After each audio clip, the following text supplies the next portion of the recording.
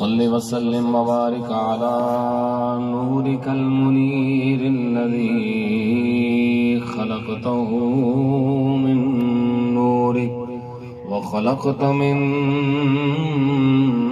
نوره الخلق جميعا وعلى أشعة أنواره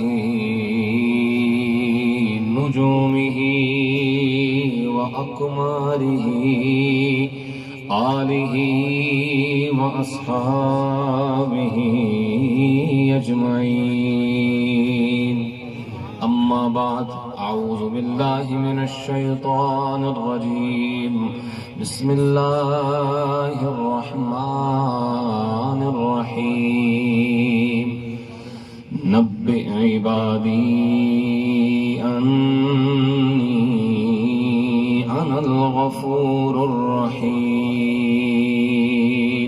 صدق الله العظيم. محبت سے پڑھی الصلاۃ والسلام علیک یا رسول اللہ. محبت سے، ذوق سے، بلند آواز سے وعلی آلک واصحابک یا حبیب اللہ. مصطفیٰ نظر کرم فرمائیں گے،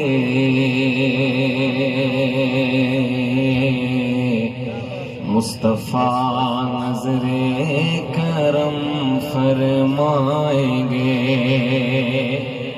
اگلا مصرع ہے، بھرپور توجہ، سب کے ہاتھ بلند ہونے چاہیے کہ مصطفیٰ نظر کرم فرمائیں گے،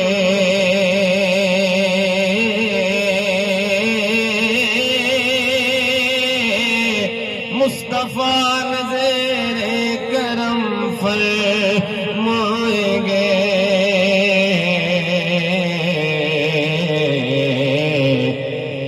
ایک دن ہم بھی مدینے جائیں گے، ایک دن ہم بھی مدینے جائیں گے. پڑھیے سب، ایک دن ہم بھی مدینے جائیں گے،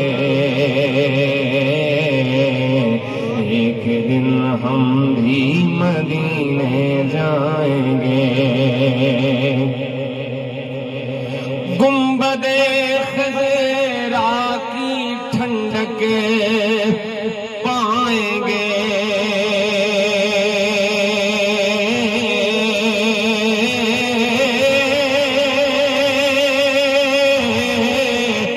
گنبد خضرا کی ٹھنڈک پائیں گے.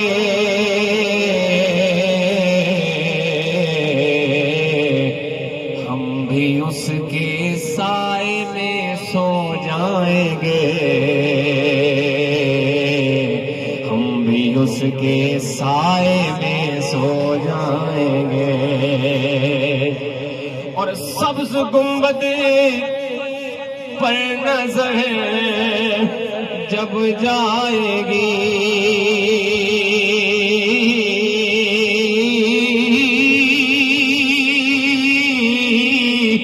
سبز گنبد پر نظر جب جائے گی،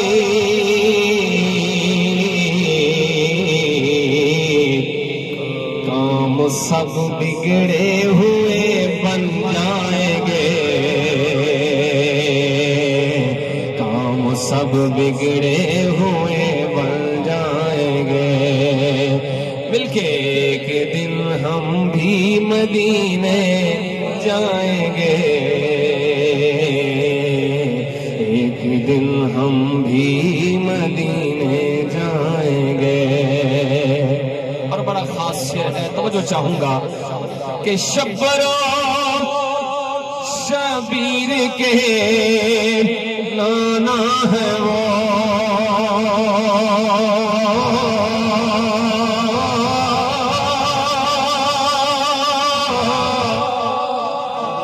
شبر و شبیر کے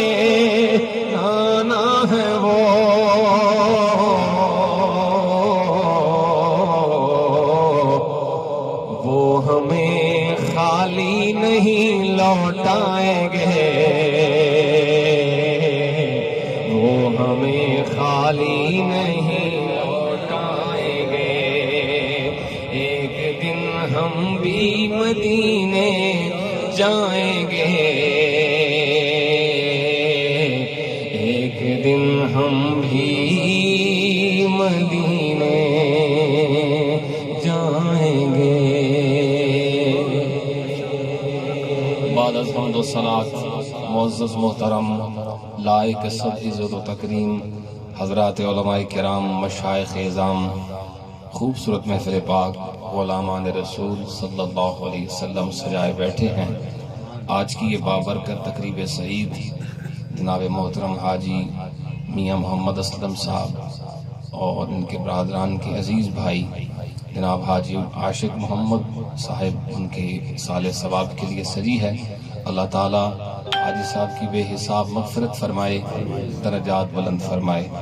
یہ بات واضح ہے، آپ احباب اتنی شدید گرمی میں وقت نکال کے تشریف لائے ہیں۔ خلوص نیت شامل حال ہو تو یقین جانیے یہ فائدہ ہی فائدہ ہے، خسارے کا سودا نہیں ہے۔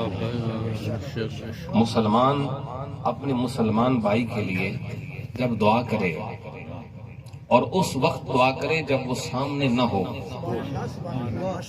اس خاص انداز میں کی جانے والی دعا کی اللہ کے ہاں ایک خاص حیثیت ہے۔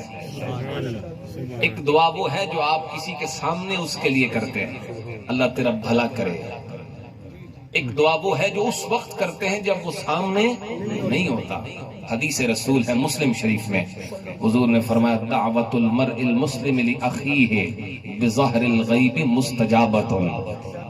بندہ مومن جب اپنے بھائی کے لیے دعا کرے اور اس وقت دعا کرے جب وہ سامنے موجود نہ ہو، فرمایا ایسی دعا کو میرا رب قبول فرما لیتا ہے۔ مقبول دعا ہے، خلوص ہونا چاہیے، نہ ریا ہو نہ سما ہو، نہ سناوا ہو نہ دکھاوا ہو، محض اپنے رب کو منانے کے لیے، اپنے بھائی عزیز کی خیر خواہی کے لیے اپنے رب کے حضور حاضر ہو۔ اور پھر حضور نے فرمایا وَعِنْدَ رَأْسِهِ الْمَلَكُ الْمُؤَكَّلُ، جب بندہ دعا کر رہا ہوتا ہے اس وقت اس کے سر کے پاس اللہ کا ایک فرشتہ کھڑا ہوتا ہے۔ کیا کرتا ہے وہ فرشتہ؟ فرشتہ کیا کرتا ہے؟ فرمایا کلما دعا لأخیہ قال آمین، دعا کرنے والا دعا کرتا ہے آمین، رب کا فرشتہ کہتا ہے، کہو سبحان اللہ۔ پھر حضور نے فرمایا یہ تو اس کے لیے ہے فائدے کی بات جس کے لیے دعا ہوئی ہے، کرنے والوں کو کیا ملتا ہے، آنے والوں کو کیا ملتا ہے؟ میرے نبی علیہ السلام نے فرمایا وَقَالَ وَلَكَ بِمِثْلٍ، فرشتہ یہ بھی کہتا ہے اے دعا کرنے والے، جو دعا تو نے اپنے بھائی کے لیے کی ہے اللہ یہی دعا تیرے حق میں بھی قبول فرمائے۔ جو تو مانگ رہا ہے اپنے بھائی کے لیے اللہ تجھے بھی عطا کرے۔ کیا خیال ہے، سودا فائدے کا ہے یا گھاٹے کا ہے؟ بندہ مومن جو ممکنہ طور پہ گنہگار ہے اپنے اس بھائی کے لیے دعا کرتا ہے جس میں یہ امکان ہے کہ وہ بھی گنہگار ہے۔ ایک گنہگار دوسرے گنہگار کو دعا دیتا ہے، اللہ کو یہ عمل اتنا پسند ہے فرشتوں کی ڈیوٹی لگاتا ہے اب اس بندے کے لیے تم نے دعائیں کرتے رہنا۔ اس نیت سے حاضر ہوا کریں کہ ہم اپنے بھائی کے خیر خواہ ہیں، ہم اپنے رب سے مانگنے آئے ہیں۔ باقی ہمارا ایک مقصد یہ بھی ہوتا ہے بعض اوقات، بلکہ ہوتا یہ ہے کہ بندہ خوش ہو جائے۔ بندے کو خوش نہ کیا کریں، رب کو کیا کریں۔ اعمال کا دار و مدار۔ آئیے احباب، قرآن حکیم کی ایک آیت میں نے پڑھنے کا شرف حاصل کیا ہے، اللہ کی رحمتوں کا تذکرہ کریں گے، قرآن و سنت کی روشنی میں کریں گے۔ یہ بات بالکل واضح ہے، بندے کا، مخلوق کا، انسان اور جن کی بات کر رہا ہوں، مقصد حقیقی اپنے رب کی معرفت ہے۔ عبادت یہ دوسرا مقصد ہے، اس سے پہلا مقصد معرفت ہے۔ پتہ ہوگا اپنے رب کا تو عبادت کرے گا نا، جس کو پہچان اور معرفت ہی نہ ہو وہ کیسے عبادت کرے گا؟ حضور غوث پاک رضی اللہ عنہ فرماتے ہیں کہ اگر بندے کو اپنے رب کی معرفت نہیں تو کیف یعبدہ، وہ عبادت کر کیسے سکتا ہے؟ اس کی صفتوں کی پہچان ہو، کچھ نہ کچھ تو ہو۔ جسے اپنے رب کی رحمت کا پتہ نہیں، وہ اپنے رب کی رحمت سے امید کیسے رکھ سکتا ہے؟ جسے اس کی صفت جباری اور قہاری کا ادراک نہیں، معرفت نہیں، وہ ڈر کیسے سکتا ہے؟ سو صفتوں کا ادراک اور معرفت جتنی عقل ہے اور جتنی حیثیت ہے یہ ضروری ہے۔ اور یقین جانیے آسان ترین ذریعہ اور واحد ذریعہ، وہ جو کرنا بھائیو، اصلی ذرائع میں سے واحد ذریعہ اللہ کی معرفت کا، اس کی صفتوں کی معرفت کا صرف اور صرف زبان مصطفیٰ ہے صلی اللہ علیہ وسلم۔ اللہ تعالیٰ نے قرآن حکیم کے اندر اپنی صفتوں کی جب بھی بات کی ہے اپنے نبی کی زبان سے کروائی ہے، بے شمار مقامات ہیں۔ آپ احباب آپ پتہ نہیں کیسے بولتے ہیں، سبحان اللہ کہیں گے تو میں محبت سے پڑھ سکوں گا قرآن۔ اونچی آواز سے اتنا مجمع ہے، بلند آواز سے سبحان اللہ۔ آئیے اللہ کا قرآن پڑھتے ہیں، میں پہلی آیت پڑھنے والا ہوں۔ آؤ میرے پاک نبی کے غلاموں غور کرو، میرا پروردگار فرماتا ہے قل اللہم مالک الملک تؤتی الملک من تشاء وتنزع الملک ممن تشاء وتعز من تشاء وتذل من تشاء بيدك الخير إنك على كل شيء قدير۔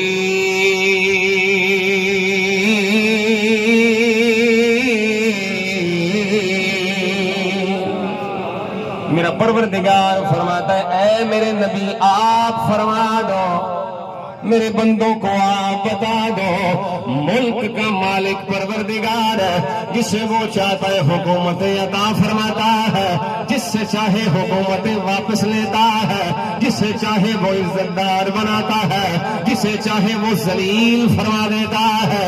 یہ میرے رب کی شانیں ہیں، یہ میرے رب کی صفتیں ہیں، لیکن صفتوں کو بیان کرنے کے لیے میرے پروردگار نے یہی فرمایا ہے قل میرے محبوب یہ میری صفتیں آپ نے بتانی ہے، یہ میری شانیں آپ نے بتانی ہے۔ اللہ تو قادر مطلق ہے تو خود بھی تو بتا سکتا ہے میں مالک الملک ہوں، میں جسے چاہوں ملک دیتا ہوں، جس سے چاہے لے لیتا ہوں، جس سے چاہے عزت دار بناتا ہوں، جسے چاہے میں ذلیل کرتا ہوں، تو خود بھی تو بات کر سکتا ہے، اپنے حبیب کی زبان سے کیوں کروایا ہے؟ گویا میرے رب کی مرضی یہ ہے، میرے رب کی منشا یہ ہے، میرے رب کی چاہت یہ ہے شان میری ہو، زبان میرے محبوب کی ہو۔ آپ چلیں گے تو مزہ آئے گا محبت سے سبحان اللہ۔ اللہ کی مرضی یہی ہے شان میری ہو، زبان میرے محبوب کی ہو۔ دوسرا مقام کھولو، میرا پروردگار فرماتا قل انما العلم عند اللہ وانما انا نذیر مبین۔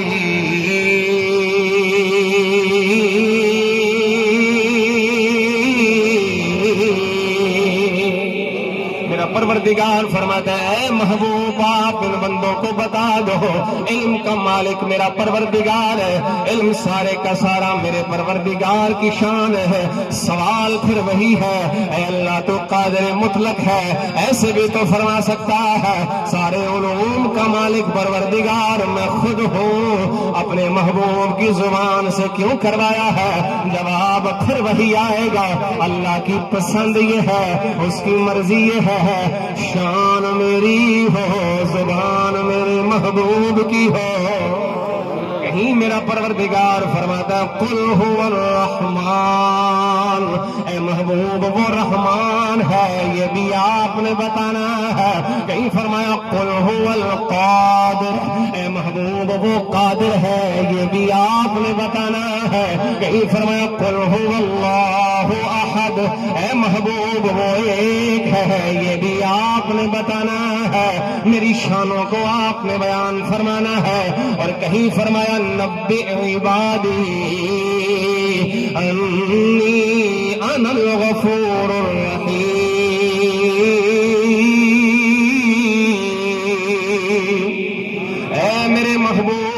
میرے بندوں کو خبردار آپ نے کرنا ہے کہ تمہارا رب رؤوف بھی ہے، وہ رحیم بھی ہے، وہ کریم بھی ہے، وہ بخشنہار بھی ہے، وہ مہربان بھی ہے۔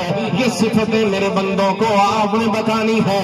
اللہ بندے تیرے ہیں تو خود بھی تو بتا سکتا ہے، مطلب پھر وہی ہے، جواب پھر وہی ہے، اللہ کی مرضی یہی ہے۔ شان میری ہو، زبان میرے محبوب کی ہو۔ اب آخری 3 جملے پڑھنے والا ہوں، ہر جملے پہ سبحان اللہ، کوئی زبان خاموش نہ رہ جائے، کسی کا ہاتھ نیچے نہ رہے، توجہ کرو۔ میں کہتا ہوں علم پروردگار کا ہے، بتانے والے نبی غیب دان ہے۔ واہ واہ کیا بولو اونچی آواز سے سبحان اللہ۔ علم پروردگار کا ہے، بتانے والے نبی غیب دان ہے۔ قدرت پروردگار کی ہے، بتانے والے نبی مختار ہے۔ اور رحمت رب العالمین کی ہے، اور بتانے والے خود رحمت للعالمین ہے۔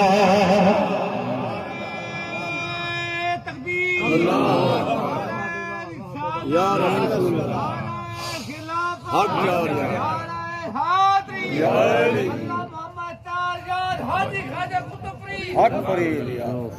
اب آپ توجہ ہے نا، کتنی آیتیں پڑھیں۔ اللہ فرماتا قل، محبوب آپ بولیں، میرے بندوں کو آپ بتائیں، آپ نے خبر دینی ہے کہ تمہارا رب رحیم بھی ہے، کریم بھی ہے، معاف بھی کرتا ہے۔ اب آئیے حضور ہی کی زبان سے اللہ کی رحمت کی تھوڑی سی بات کر لیں۔ امید ہے نا اپنے رب کی رحمت سے، ہے نا سب کو امید؟ اگر امید ہے تو پھر یہ مایوسی والے جملے ہم چھوڑ دیں۔ بعض اوقات ہم ایسے عام طور پہ ایسے مایوسی والے لفظ بولتے ہیں جو اللہ کو ناپسند ہوتے ہیں۔ مثال دیتا ہوں، کوئی بندہ آکھے، اب مجھے سرائکی تو نہیں آتی، پنجابی میں سمجھاتا ہوں۔ کوئی بندہ آکھے نا دعا کرو، میں ہی کہہ دوں کسی کو دعا کرو تو ممکن ہے اگوں جواب انج ہوئے کہ نہیں جناب تسی کرو، ساڈی کتھے قبول ہونی ہے۔ کہتے ہیں بعض اوقات نہیں جی نہیں میں تو گناہگار ہویا، میری کتھے قبول؟ جیڑا بندہ انج گل پہ کرتا ہے میری رب نے نہیں سننی، نہیں قبول کرنی، پھر کیڑے منہ نہ مانگتا ہے؟ پھر کس منہ سے مانگتا ہے؟ بلا تشبیہ ایک مثال دیتا ہوں۔ ایک بندہ اپنے پڑوسی کے دروازے پہ دستک دے، اسے باہر نکالے اور ابے کی شکایت کرے، ابا کھ دینا نہیں، خرچہ نہیں دینا، ابا میرا مجھے بھوکا مارتا ہے۔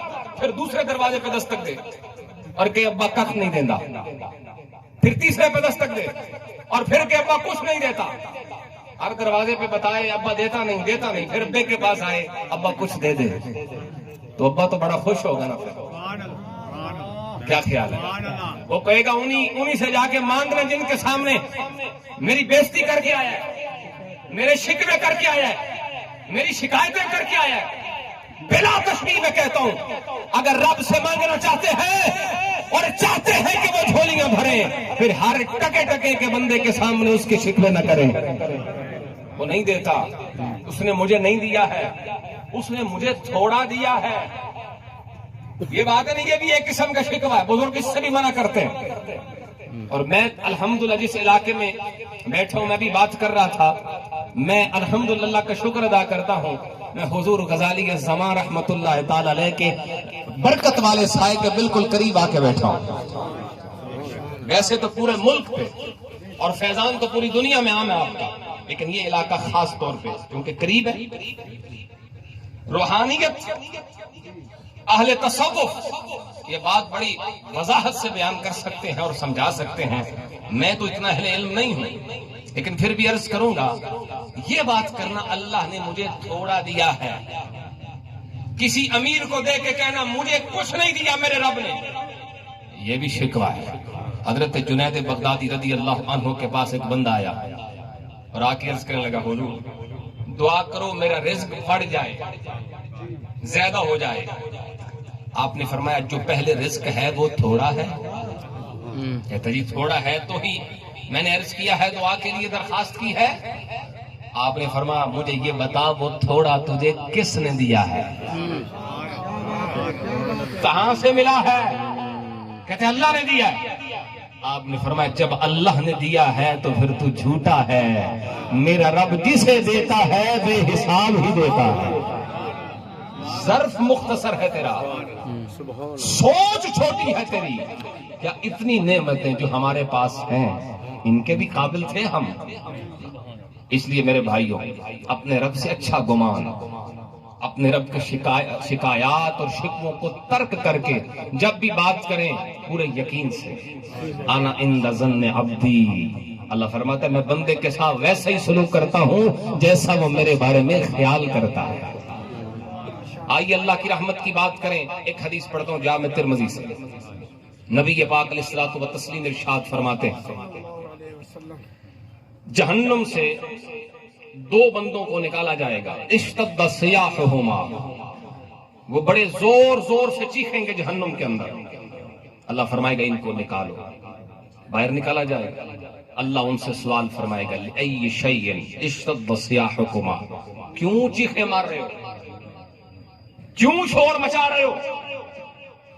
وہ بندے دونوں عرض کریں گے لترحمنا، اے اللہ ہم یہ چیخیں اس لیے مار رہے ہیں، یہ شور اس لیے مار رہے ہیں کہ تو ہم پہ کرم فرمائے، تو ہم پہ رحم فرمائے، تیری رحمت کو آوازیں دے رہے ہیں، تیری رحمت کے منتظر ہیں۔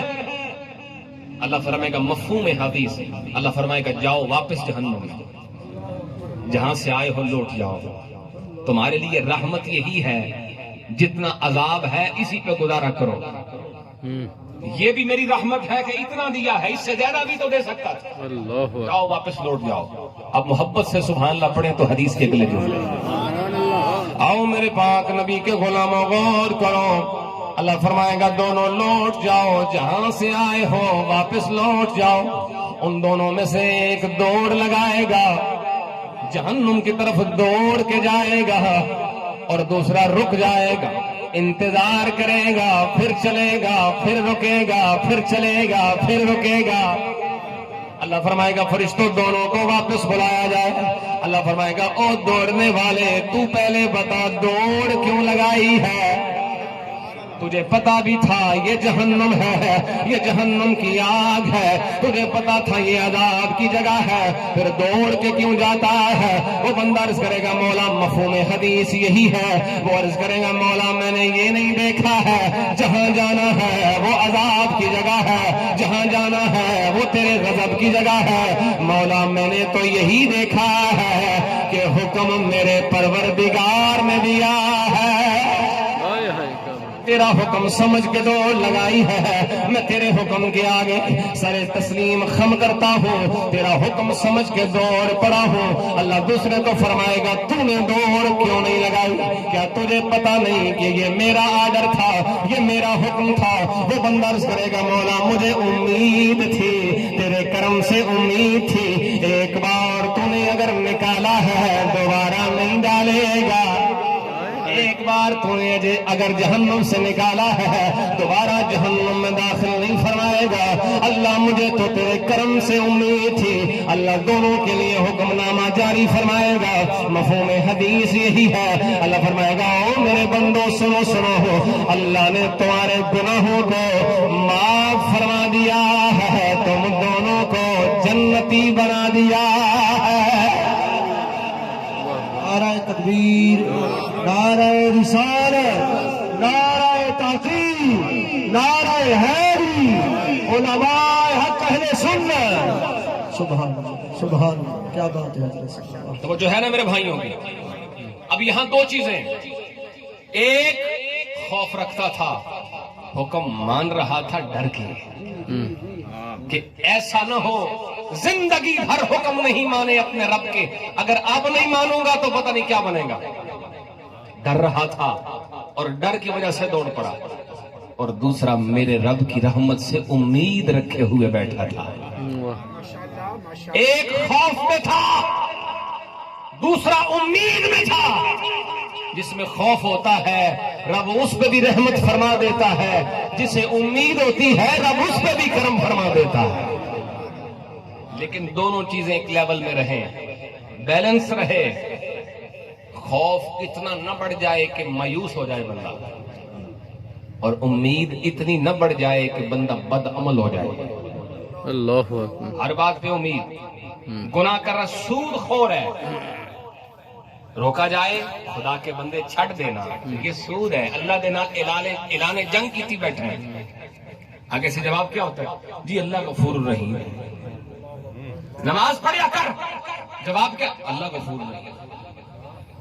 اللہ کے بندوں پہ ظلم نہ کیا کر، جواب کیا ہے؟ اللہ غفور الرحیم۔ یہ امید بڑھ گئی، حد سے بڑھ گئی، اور حد سے امید جب بڑھ جائے تو پھر بندے کو بد عمل بناتی ہے۔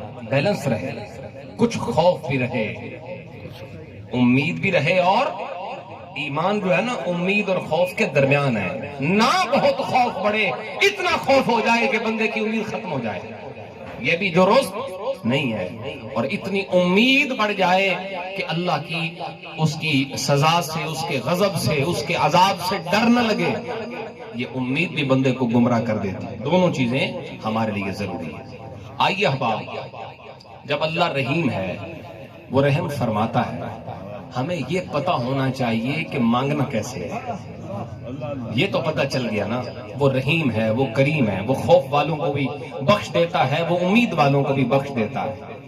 یہ بھی پتا ہونا مانگنا کیسے ہے۔ آپ بڑی پکی بات کر رہا ہوں، توجہ کریں، یہ مشائخ کی علماء میرے مسلک کی چاند بیٹھے ہیں، میں بڑی سادہ سی بات کرنے والا ہوں۔ اللہ کی قسم، دین سکھایا حضور نے ہے، دین پہ چلنا حضور کے صحابہ نے سکھایا ہے۔ اگر یہ بات سیکھنی ہے نا، رب کو منانا کیسے ہے، رب سے مانگنا کیسے ہے، تو پھر نبی پاک کے صحابہ کو دیکھنا پڑے گا۔ اہل سنت بیٹھے ہیں، نبی پاک صلی اللہ علیہ وسلم کی نسبتوں سے پیار کرنے والے بیٹھے ہیں۔ ہم اہل سنت، اہل محبت، حضور کی ہر نسبت سے ہی محبت کرتے ہیں۔ وہ نسبت ہمیں چاہے کسی جنگل میں نظر آئے، بولو نا، چاہے کسی پہاڑ میں نظر آئے، چاہے کسی صحرا میں نظر آئے، چاہے کسی غار میں نظر آئے، وہ نسبت چاہے کسی مزار میں نظر آئے، وہ نسبت رسول چاہے آقا کے کسی یار میں نظر آئے، یا پھر حضور کے کسی رشتہ دار میں نظر آئے، ہم اہل سنت ہر کسی سے محبت کرتے ہیں، ہر نسبت کا ادب اور احترام کرتے ہیں، اور یہی بتاتے ہیں ہم نہ جنگل دیکھتے ہیں نہ پہاڑ دیکھتے ہیں، ہم تو بس نسبت سرکار دیکھا کرتے ہیں۔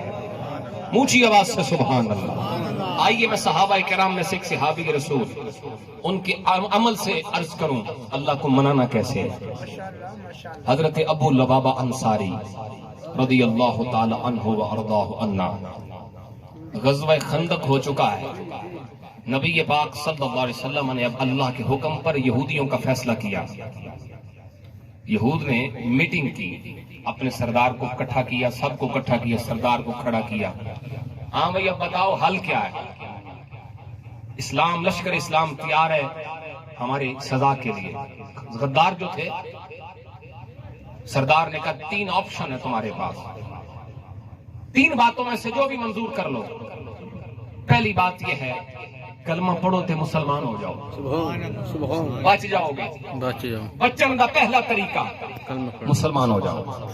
یہودی آکھیا اے منظور نہیں، انہیں آکھیا دوسرا طریقہ ہے پھر تلوارہ نکالو اور اپنی تلواراں دے نال اپنے بیوی بچیاں نو آپ قتل کر دیو، جب بیوی بچے نہیں ہوں گے تو پھر اپنی مرضی نال جا کے لڑیں گے، ڈر تو نہیں ہوئے گا پیچھے کوئی رونے والا ہے، لڑ گئے بچ گئے، زندہ رہ گئے، مر گئے۔ انہاں کہا نہیں، اگر بیوی بچیاں نہیں رہنا دے اساں رہ کے کی کرنا ہے، یہ بھی منظور نہیں۔ انہاں کہا پھر تیسری گل لے جا کے آمنہ دے لال تو معافی مانگ لو، صلح دی درخواست کرو۔ انہاں کہا یہ بات قابل قبول ہے۔ اچھا، پیغام بھیجا، نبی پاک صلی اللہ علیہ وسلم نے اپنے صحابی کو منتخب کیا۔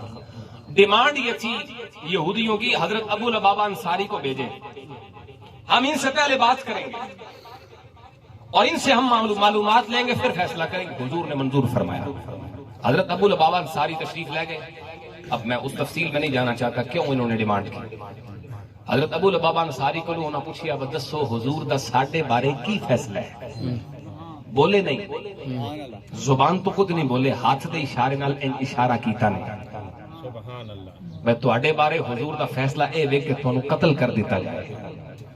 جدو فیصلہ کیتا نے, اشارہ کیتا نے, فرماندے نے میں ایک قدم ہٹیا نہیں سا کہ میں نے یقین ہو گیا کہ میرے کو خیانت ہو گئی. یہ تو راز سی میرے نبی دا, یہ تو راز تھا نبیوں کا امام کا جو میں ان کو بتا چکا ہوں, بتا بیٹھا ہوں. اپنے طور پہ اپنے آپ کو خطا کار سمجھا, اپنے طور پہ اپنے آپ کو خائن سمجھا, رونے لگ پڑے اور روتے ہوئے واپس مدینہ تو رسول کی طرف چل پڑے. سبحان اللہ کہیں تو چلے لگا. آؤ میرے پاک نبی کے غلاموں غور کرو, میرے نبی کا یہ وفادار اپنے دل میں یہ خیال کرتے ہوئے کہ میں تو خائن بن گیا ہوں, میں نے تو حضور کا راز فاش کر دیا ہے, یہودیوں کو حضور کا فیصلہ بتا دیا. روتے ہوئے مسجد نبوی میں آئے ہیں اور آ کے صحابہ کرام سے کہنے لگے او میرے یارو یہ زنجیر پکڑو, مجھے مسجد نبوی کے ستون سے باندھو, اس وقت تک میں آزادی قبول نہیں کروں گا جب تک میری توبہ کی قبولیت کا اعلان میرا رب آپ نہیں فرمائے گا. جو ہے نا بھائیوں کی, اپنے آپ کو قید کروایا, صحابہ کرام نے باندھا ہے, حضور کی بارگاہ میں خبر پہنچائی یا رسول اللہ ابو لبابہ نے اپنے آپ کو قید کر لیا ہے, اپنے آپ کو مسجد نبوی کے ستون سے بندھوا لیا ہے. میرے نبی نے جو لفظ فرمائے ان کا مفہوم یہ ہے, فرمایا کاش ابو لبابہ میرے پاس آتے ہیں, پھر میں جانوں ابو لبابہ کی معافی جانے. اونچی آواز سے بولا کرو سبحان, پھر میں جانوں ابو لبابہ کی معافی جانے.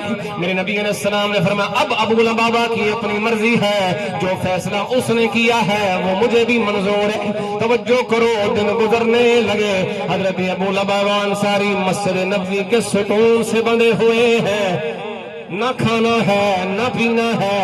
قضاء حاجت کے لیے وضو کے لیے کھولا جاتا ہے, نماز کے لیے کھولا جاتا ہے, پھر نماز سے فارغ ہونے کے بعد اپنے ہاتھوں سے زنجیر پیش کرتے ہیں اور کوئی صحابی دوبارہ سے باندھ دیتا ہے. توجہ کرو احباب, دنیا میں بڑے بڑے قیدی گزرے, کوئی کسی بادشاہ کا قیدی ہے, کوئی کسی وزیر کا قیدی ہے, کوئی کسی حکومت کا قیدی ہے, مگر یہ عجیب قیدی تھا جو اپنے ضمیر کا قیدی ہے.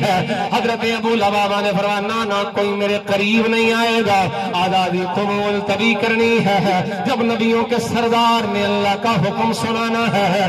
وقت گزرتا جا رہا, دستیدہ نگاہوں سے میرے پاک نبی کا چہرہ دیکھتے ہیں, حضور کرم فرمائیں گے, میری طرف دیکھ کے حضور حسب عادت مسکرائیں گے. ترس رہے ہیں میرے نبی کی مسکراہٹوں کو, آقا کریم علیہ السلام نظر تو فرماتے ہیں مگر جب حضرت ابو لبابہ ہم دیکھتے ہیں نبی کریم اپنے چہرے انور کو موڑ لیتے ہیں, حضور نگاہیں پھیر لیتے ہیں. حضرت ابو لبابہ کے دن رات روتے ہوئے گزرتے ہیں, گویا روتے روتے زبان حال سے یہی پیغام سنا رہے تھے, زمانے والے کو یہی پیغام بتا رہے تھے کہ آپ کی نعت میں لکھے سنا کیسے کس طرح راضی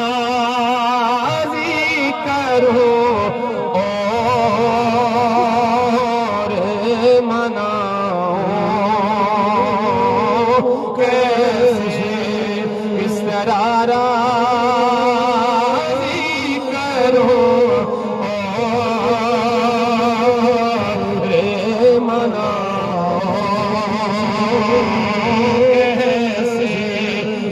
گزرتا جا رہا ہے.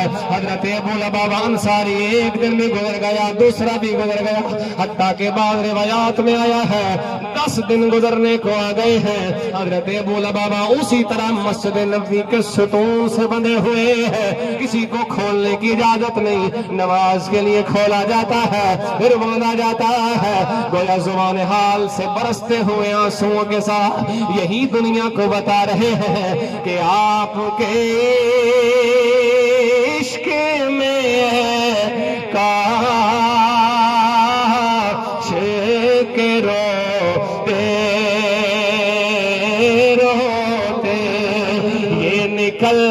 جائے میری جان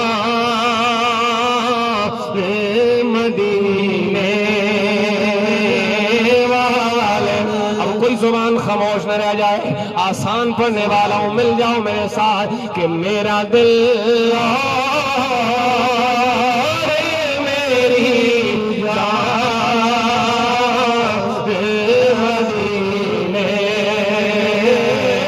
والے. میرا دل میری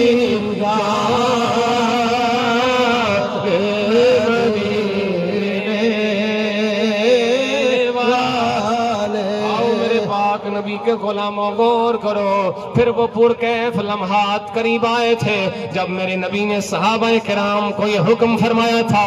مفہوم حدیث ہے, میرے نبی نے فرمایا جاؤ میرے غلاموں, جا کے میرے صحابی کو خوشخبری سنا دو, اب آزادی قبول فرما لو کہ پروردگار نے تیری توبہ کو قبول فرما لیا ہے. آزادی قبول کر لے, ہن تے قبول کر لے. نبی پاک نے پیغام پہنچایا. صحابی نے آ کے حضور دی بارگاہ چ پیغام دسیا, یا ابو لبابہ انصاری مبارک ہوئے, رب نے تیری توبہ نو قبول فرما لیا ہے. منانے کا, اسے منانے کا ڈھنگ سکھایا ہے. پڑھ رہو اس کے دربار میں, گر جاؤ اس کی بارگاہ میں, کبھی تو جواب آئے گا. یہ ایک دو بار یاد رہے. اللہ تعالیٰ زیادہ مانگنے کی توفیق اسی کو دیتا ہے جس کی زبان سے اپنا نام پسند فرماتا ہے. اسے بار بار اپنا نام لینے کی توفیق دیتا ہے, بار بار مانگنے کی توفیق دیتا ہے. جس بندے نو منگن کی توفیق نہیں, اللہ سب کچھ بغیر منگے ہی دیتی جا رہی ہے. کدی اس دعا بھی نہیں کیتی, دعا منگدا ہی نہیں, کدی وہ سر درد کیتا ہی نہیں, اس کدی ہاتھ پھیلایا ہی نہیں. وہ اس زاویے نال بھی سوچے کدھرے میرا رب میرے نال ناراض تے نہیں کہ میری زبان تے اپنا نام پسند نہیں کردا. جیڑا بندہ بے شک غریب ہے, بے شک بیمار ہے, بے شک ظاہری نعمتاں تو محروم ہے, مگر اونوں منگن دی توفیق ہے, خوش ہو جائے اللہ او دی زبان تے اپنا نام پسند فرماندا ہے. توجہ کرنا حباب. حضرت ابو لبابہ انصاری نے پیغام بھجوایا, جاؤ میرے نبی سے کہو. مفہوم ہے, لفظوں کا ترجمہ نہیں, مفہوم ہے, توجہ کرنا. پیغام پہنچاؤ, آقا آپ کے نام پہ قید قبول کی ہے, اب آپ خود کھولیں گے تو آزادی قبول کرو. نبی پاک اسلام خود تشریف من مانے کا, اپنے رب سے معافی مانگنے کا طریقہ سکھایا صحابی رسول نے.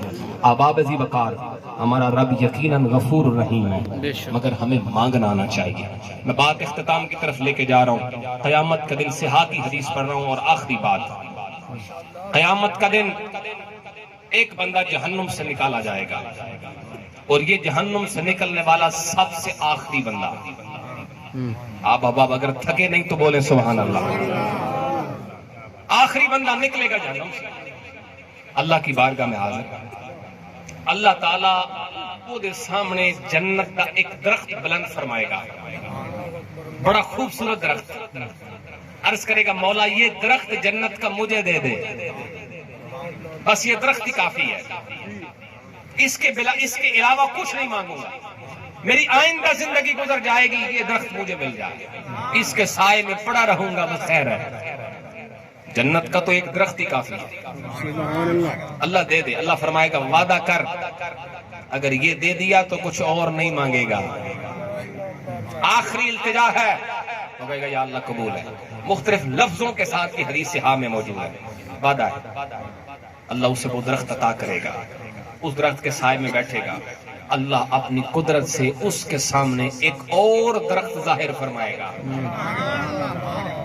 وہی احسن من الاولی, یہ دوسرا درخت پہلے درخت سے زیادہ حسین ہوگا, بڑا بھی خوبصورت بھی. تھوڑی دیر دیکھے گا, انتظار کرے گا, پھر عرض کرے گا مولا اسے رہنے دیا جائے, یہ دوسرا مجھے دے دے, یہ دوسرا دے دے.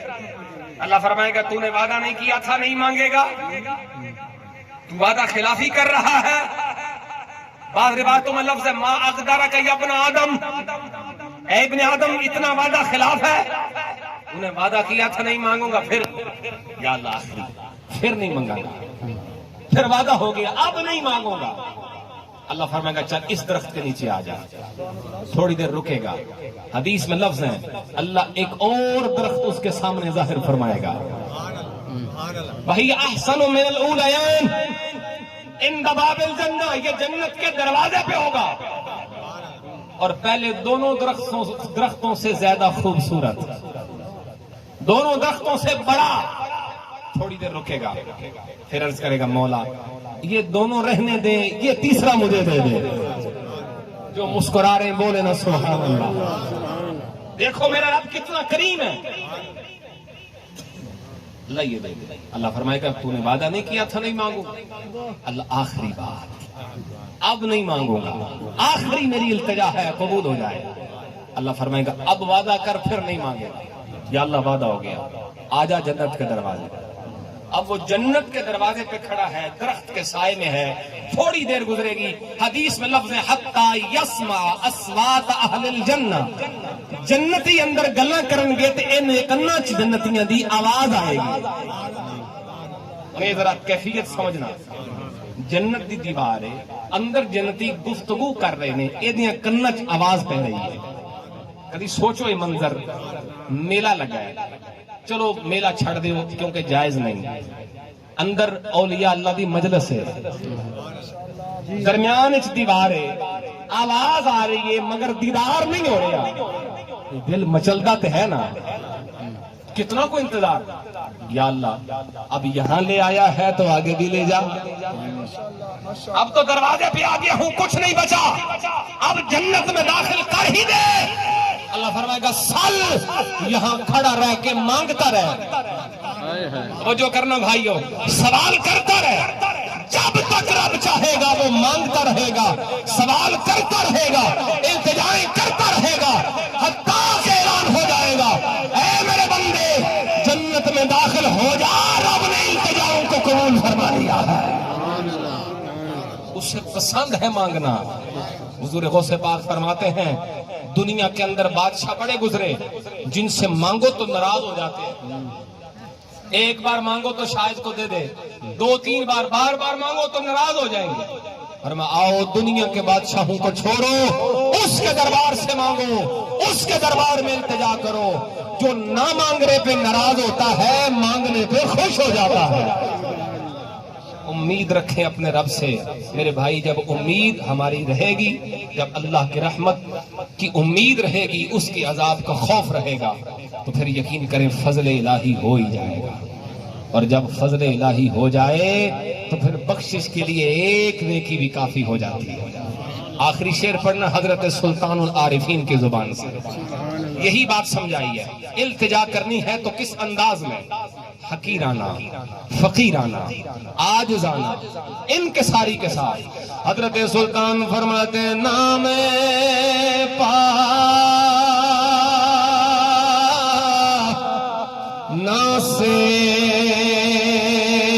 ناسیر چھٹا کی نا پوری سرسائی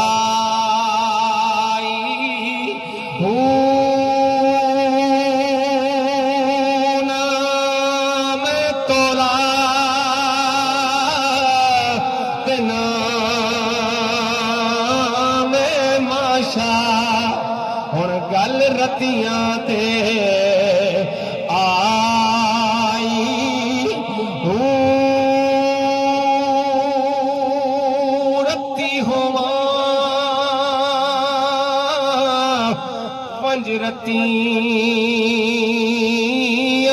تلا او بھی پوری ناہی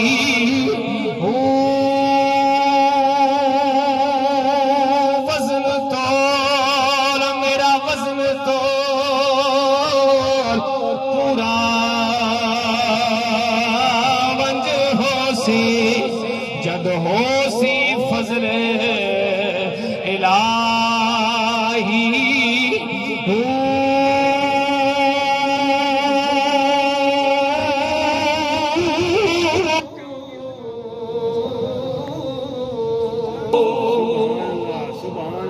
وزن تول پورا ونج ہوسی جد ہوسی فضل الہی. احباب ذی وقار، آج کی اس پوری نشست کا نچوڑ اور نتیجہ یہی ہے، ہم اپنے رب سے قریب ہونے کے لیے اس سے مانگیں. میں ایک مشورہ دوں آپ کو، جب مانگیں تو یوں بھی مانگ لیا کریں، اللہ سونے جدو بشر حافی جیسے شرابی نو بڑی بنا سکنے، اللہ سانو بھی قریب کر لے. کدی کدی انج بھی منگیا کرو. اسی مانگنے کیاں، یا اللہ پتر دے دے، تیاں دے دے، اللہ سونے رزق دے دے، کاروبار دے دے، گھر دے دے، گاڑی دے دے. یہ بھی مانگو، کھل کے مانگو، مگر یہ بھی مانگو اللہ اپنی محبت دے چھڑ، اللہ اپنی ولا عطا کر دے، اللہ اپنے پیاروں میں شامل کر دے. جب فضیل ابن عیاض جیسے ڈاکو کو تو ولیوں کا سردار بنا سکتا ہے تو اللہ ہم پہ بھی کرم فرما سکتا ہے. آئیے حباب بات مکمل کرتے ہیں اس دعا کے ساتھ کہ اللہ تعالیٰ حاجی صاحب کی بے حساب مغفرت فرمائے، اللہ قبر میں ان کی آئندہ منازل کو آسان فرمائے، کروٹ کروٹ جنت کی بہاریں عطا فرمائے. جیسے کہ حضرت بیان فرما رہے تھے، بہت سخی اور بہت اللہ کے دین کی خدمت کرنے والے، اور لگے ہاتھوں میں حدیث سنائی دیتا ہوں، جو دین کی خدمت کرتا ہے وہ جنتی ہوتا ہے.